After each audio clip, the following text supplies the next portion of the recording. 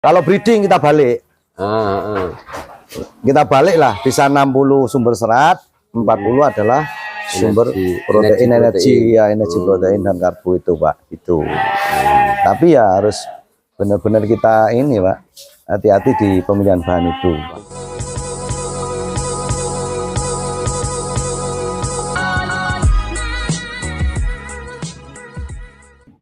Bismillahirrahmanirrahim. Assalamualaikum warahmatullahi wabarakatuh. Selamat siang teman-teman. Selamat bertemu kembali dengan PP Nursino channelnya peternakan. Sebelumnya saya ucapkan terima kasih untuk teman-teman yang sudah subscribe channel ini. Terima kasih untuk yang sudah memberikan saran, memberikan kritik masukan untuk perbaikan channel ini. Terima kasih sekali, semoga berkah barokah buat jenengan semua. Saya juga mohon maaf jika ada pertanyaan dari teman-teman yang belum terjawab maupun yang mungkin tidak bisa kami jawab. Kami mohon maaf atas keterbatasan ini. Mudah-mudahan tanpa mengurangi rasa hormat kepada teman-teman semuanya, kami bisa terus memberikan komentar, memberikan jawaban untuk pertanyaan teman-teman. Terima kasih juga yang sudah memberi masukan. Saya mengupayakan untuk bisa memberikan memfollow up masukan dari teman-teman semuanya. Kali ini kita masih berada di Amanah Farm. Jadi ini farmnya Mas Fauzi yang berada di Kecamatan Glenmore, Kabupaten Banyuwangi, Jawa Timur.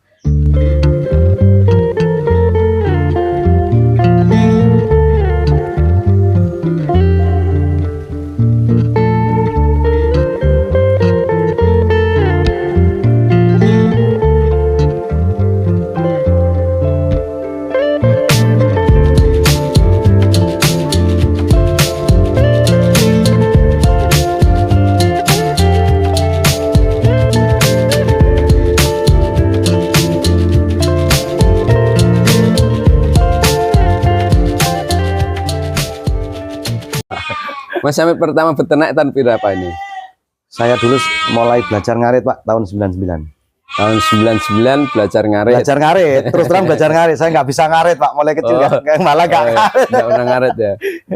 Terus perkembangan 99 saya ngarit sampai 2017 saya mulai berpikir, Pak. Ya kan, dulu saya paling mampunya itu maksimal, Pak. Kalau kita itu harus memaksimalkan kemampuan maksimalnya berapa. Kalau kita ngarit manual. Kalau saya dulu mentok 12 itu wes dino sak sepeda, wes ojo ngangkat, Pak. Kalau rumput itu jangan, nggak kuat ngangkat itu sudah, pokoknya wes sepeda dijagang, dijungking, gelek, baru tancap gas sudah. Dan itu memakan waktu sekitar 3 jam. 3 jam 4 jam kita untuk makani wedhus rolas. Yes, jenenge kuwi mau, Pak. Tiap hari soalnya ya. Tiap hari, Pak. Tiap hari itu kita harus ngarit. Bangun tidur, malam kita mikir besok ngarit nangdi. Besok wes pokoknya seperti kita itu dikurung, Pak. Karena itu wajib. Itu kekurangan apa ya? Kelemahan ya, boleh dikatakan kekurangan kalau tidak punya tempat pakan sendiri ya. Betul, Pak. Pikir kita mau ngarit kemana gitu ya. Betul, itu rebutan karo koncone. Tiap hari, dan itu ya sekarang masih tetap terjadi di ini. Jadi sih yang ngarit, Mas, problemnya yang ngarit biasanya apa? Ya kalau sudah musim rebutan panas, Pak, musim panas seperti sekarang, itu rumput kan nggak mau tumbuh secara subur, kurang subur. Akhirnya wis, aduh mumet, Pak. Dulu saya ngalami kemarau panjang, udah nggak tumbuh rumput di perkebunan, nggak ada. Yang ada cuma di pinggir-pinggir kali. Wes pokoknya, dan itu terjadi panjang. Nah disitulah saya, ini kalau pengalaman saya dulu ngarit di atas gunung, Pak. Sampai neng dhuwur ketok segoro loh, Pak, bayangno. Nah itu ngeri, Pak, dulu. Dan di sana saya juga mikir, kalau bahasa kasar ini, kok aku ya dingon wedhus, kapan aku sing bener aku yang ngon wedhus kapan gitu loh. Dan seperti itu hanya ya, alhamdulillah ini ada bahasa pedes, Pak, ini penting ini. Bahasa pedes yang mungkin sebenarnya nggak boleh disampaikan umum, tapi nggak apa-apa ya. Jadi Allah itu memberikan kepala kita ini isinya otak, Pak. duduk ginjung kesuket. Itu pukulan untuk saya waktu itu. Tapi dari situlah aku benar-benar belajar dan berpikir. Jadi saya putuskan di 2018 saya harus bisa buat pakan. Saya harus bisa olah pakan. Saya harus bisa benar-benar berkembang.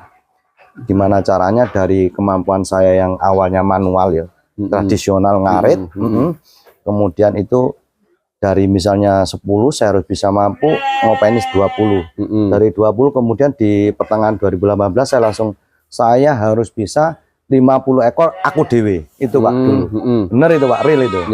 Karena terrealisasi di tahun 2020 lah saya sudah bisa ngopeni wedhus di kandang itu ya campur Pak, ada yang saya rawat, ada yang ya dijual beli. Itu 50 ekor saya atasi sendiri. Jadi ya awalnya seperti itu. Tapi 50 ekor itu enggak ngarit. Ya kita sudah olah pakan ya. Saya sudah ambil tepon jagung. Maksud diolah ya Pak, silase apa fermentasi? Saya awalnya cuman kenal fermentasi dulu Pak. Fermentasi ya.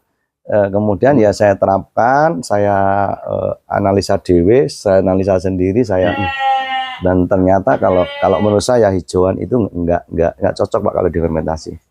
Lebih cocoknya di silase aja. Gitu loh. Kalau hijauan dalam legum apa rumput? Mau legum mau rumput. Lebih baik silase saja. Lebih baik silase. Iya. Kalau fermentasi itu kayak tebon itu ya. Pokoknya kalau saya mau tebon jagung, mau legum, mau rumput itu saya lebih menurut saya sih ini yang pengalaman saya itu lebih baik di silase Pak, jangan difermentasi. Itu loh. Maksudnya jangan ditambah ngapunten Pak. Tetes kayak gitu ya. Iya, jangan ditambah itu sudah. Mending jenengan kalau bahan terlalu basah bisa ditambahkan dengan dijemur, bisa ditambahkan dedak, bisa ditambahkan jagung giling, bisa ditambahkan sumber protein seperti konsentrat, mungkin punya tepung kedelai. Yes, pokoknya itu Pak untuk nyerap kadar air itu Pak. Jadi basah ketemu kering jadinya mamel. Dan mamel langsung sampai taruh di anu itu ya. Iya, bisa langsung dikasihkan, enggak apa-apa itu Pak. Kalau banyak-banyak nanti yang lain disimpan di drum. Dan hari ini juga masih banyak untuk teman-teman itu yang membuat silase itu masih belum berhasil itu banyak banget Pak. Ini gimana? Ya karena apa penyebabnya? Karena terlalu tingginya kadar air dari bahan hijauan itu. Itu memang harus dilayukan dulu. Harus dilayukan, bisa dicampur dengan bahan kering. Itu loh.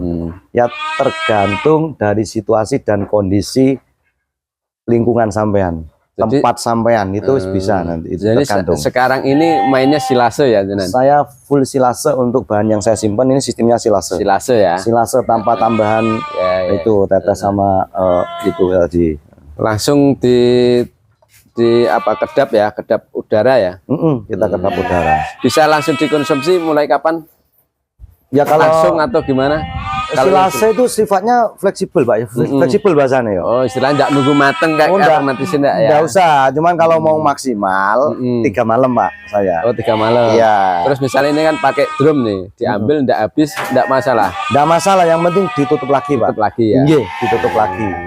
Terus ini pemadatan ketika masuk drum itu pemadatan harus semaksimal mungkin, ya? Harus benar-benar padat. Itu harus benar-benar padat. Nah, gitu.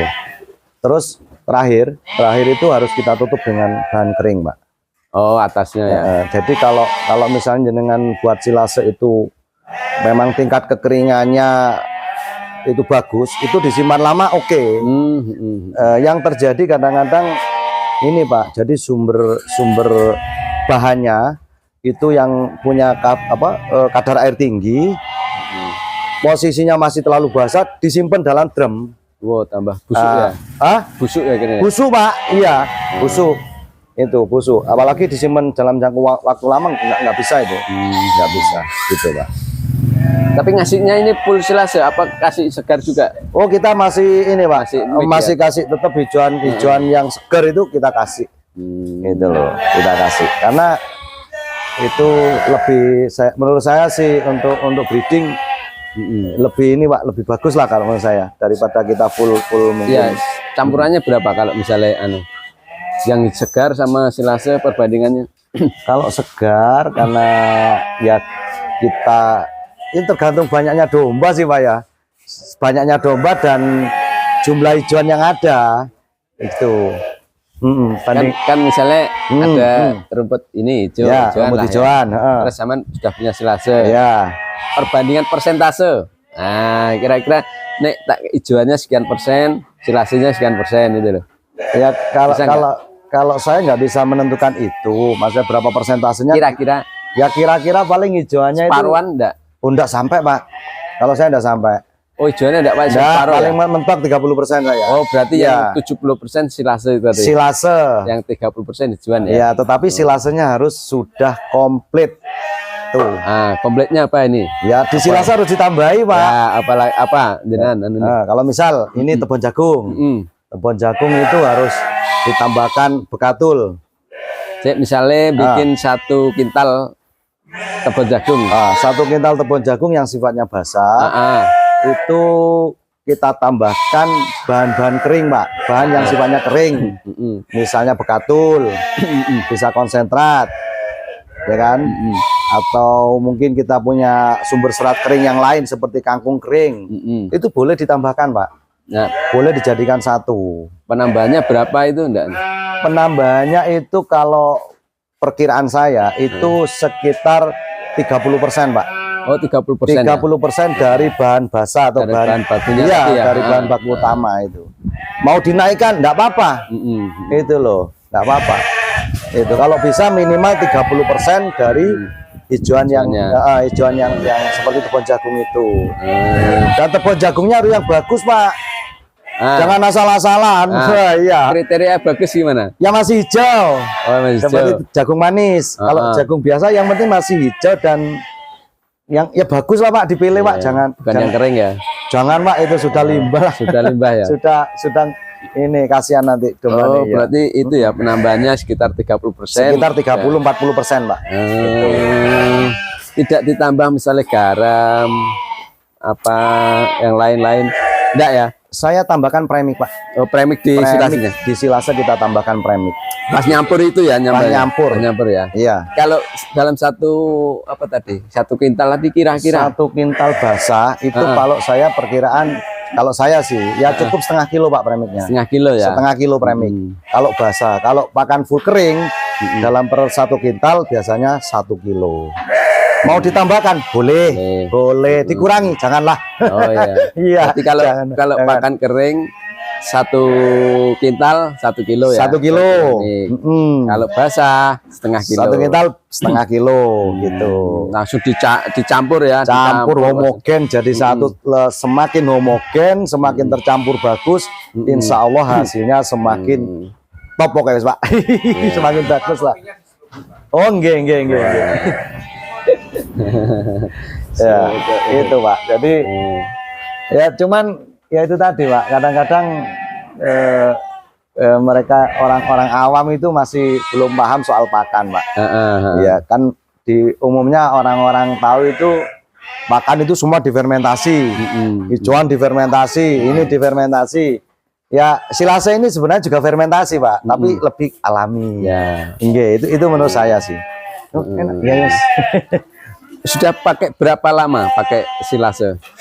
Saya mulai ini iya di Maambes. berapa tahun? 2018 saya fermentasi. Oh, 2018 nyoba. Iya. Fermentasi dulu ya. Fermentasi Pak, saya tambahkan tetes, saya tambahkan E4 itu. Ya, terus karena saya juga ini Pak, lebih kalau tester pakan, kalau nyoba pakan itu saya continue Pak. Misalnya dalam jeda 4-6 bulan. Itu kemudian saya evaluasi saya. Oh, pakan yang sama ya? Iya, pakan sama selama 4 sampai 6 bulan. Itu nggak ganti-ganti saya. Ya, dulu saya seperti itu. Untuk melihat hasilnya. Untuk melihat hasil, saya lihat ini plus minusnya di mana, kelebihan dan kekurangannya. Nah, kemudian ini Pak, pakan kering Pak. Pakan yang bentuknya kering itu saya dulu 8 bulan Pak. Full, aku nggak nyentuh hijauan Pak. Setelah saya dapat ilmu, dapat pengetahuan dari teman, komposisi pakan kering itu saya aplikasi ya, ibaratnya bahasanya keren aplikasi, bahasanya pokoknya tak praktek neng wedhusku kuwi. Saya 8 bulan, Pak. 8 bulan, baik itu penggemukan, baik itu breeding, pokoknya wedhusku dino-dino tak pakan kuwi tanpa yang lain, Pak. Itu loh. Dan hasilnya itu kalau ini, Pak, ada plus minusnya juga. Nanti ada plus minusnya. Jadi kalau bahan kering itu pilihlah bahan yang benar-benar kualitas, Pak. Harus kualitas bagus. Gitu, karena dia sudah kering. Ya harus pokoknya komposisi ini kudu bener lah, Pak. Kalau nggak bener, ini yang kemarin saya sampai terapkan apa yang pakai bahan kering ini, kalau boleh tahu? Komposisi. Kalau saya sumber seratnya saya pakai kangkung kering, Pak. Kangkung kering, kemudian saya tambahkan itu ini tumpi, Pak. Tumpi selamper, bekatul jagung ya, selamper itu kan. Selamper itu yang tapi minim, Pak, pakainya, Pak, jangan banyak-banyak gitu loh. Terus bekatul kita pilih yang bagus, Pak. Kalau untuk pakan kering, bekatul yang halus. Iya, halus, tapi di bawahnya yang paling ala kita ambil yang sedang lah, Pak, sedang. Dari grandong apa? Jangan, Pak, kalau dari grandong, Pak. Kalau untuk pakan full kering. Dari apa itu? Mesin anu itu ya? Ya, pokoknya di atas yang di atas grandong ya. Iya, kalau yang grandong itu nanti bisa dipakai di silase, Pak. Bisa itu. Tujuannya untuk nyerap air. Nah, jadi kalau pakan kering itu saya pakai kangkung kering. Kemudian bisa kita tambahkan tumpi jagung. Kita pakai jagungnya, Pak, murni. Oh, jagung giling apa jagung yang peridil, Pak. Itu. Terus konsentratnya ini harus kalau saya PK-nya harus minim 18, Pak, sampai 20. Kemudian ini bekatul bisa kita pakai polar, cuman polar kosnya tinggi, maka saya pakai bekatul aja. Kita tambahkan premix. Jadi tadi kangkung kering, lalu komposisinya. Kangkung keringnya berapa? Ya kita lihat posisinya dulu, Pak. Jadi kangkung kering sama slamper ini adalah sumber serat. Sumber serat kalau untuk penggemukan sama breeding itu beda, Pak. Ini bisa 40-60. 40 adalah sumber serat. 60 sumber protein dan karbo, sumber energinya. Ini untuk penggemukan. Kalau saya sih, ini kita buka-bukaan aja ini, biar teman-teman juga mungkin mau praktek. Iya. Bentar ya, Pak. Iya. Oh iya, mandi dulu, nak. Iya.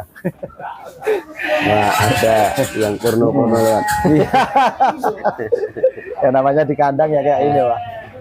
Tadi saya ulangi, untuk yang penggemukan gimana komposisinya? Kalau saya komposisi penggemukan itu 40 sumber serat, 60 adalah sumber karbo dan protein. Itu saya pakai jagung, pakai konsentrat, pakai bekatul. Kalau mau bagus lagi bisa pakai polar. Itu kalau untuk penggemukan. Seratnya kita bisa pakai kangkung kering. Kita juga bisa pakai tumpi ya, Pak. Tumpi itu. Tapi jagungnya harus yang benar-benar murni jagung, Pak. Jagung manis apa jagung apa itu? Jagung biasa itu, Pak. Tapi yang sudah kita diseleb halus. Apa? Dedak jagung? Beda? Bukan. Jagungnya ya? Jagungnya kalau saya dulu, kalau penggemukan. Itu. Kalau breeding kita balik. Kita balik lah, bisa 60 sumber serat, 40 adalah sumber protein, energi protein dan karbo itu, Pak. Itu. Tapi ya harus benar-benar kita ini, Pak, hati-hati di pemilihan bahan itu. Soalnya sama-sama kangkung kering juga kualitasnya beda-beda. Sama-sama tumpi atau slamper kualitasnya beda-beda. Itu loh. Kadang ada yang pakai titan kedelai. Jadi di situ itu yang penting itu adalah kita berusaha untuk memilih bahan yang bagus, Pak. Itu loh. Sama breeding juga harus pilih bahan yang bagus kalau bisa. Jangan asal-asalan. Nyari bahannya ini nggak pengalaman ya susah ya. Ya itu. Karena sama pengalaman ya bisa memilih yang bagus mana yang enggak ya. Ya itu kalau kita ketemunya sumber seratnya misalnya dapatnya kurang bagus, maka pemakaiannya kita turunin, Pak. Kalau saya dulu mainnya seperti itu. Itu loh. Nanti kalau sumber protein itu banyak, Pak. Bagus-bagus seperti mungkin bugil sawit, opra, ya kan? Itu. Ya sambilan punya kamu. Seperti itu. Terus tadi kan main fermentasi, terus habis fermentasi main pakan kering. Ini pengalaman pahit saya Pak di fermentasi dulu ya. Pengalaman pahitnya gimana? Ini penting ini. Iya. Saya hari ini. Iklan.